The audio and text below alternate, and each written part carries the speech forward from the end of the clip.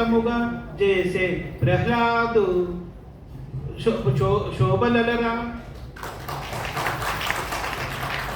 14వ దత్తపది పానుగంటి రామమూర్తి గారు ఇచ్చినటువంటిది. పలక, బలపం, కాగితము, కలము, బాలలను గురించిన పద్యం చెప్పమన్నారు.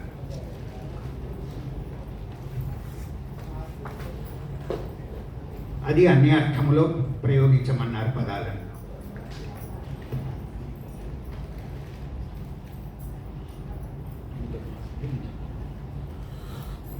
నీ కల ముదముగా సాగి నిజమయగుచు, నీ కల ముదముగా సాగి నిజమయగుచు,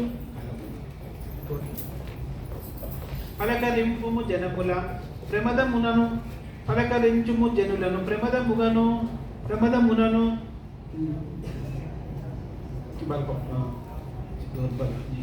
నీదు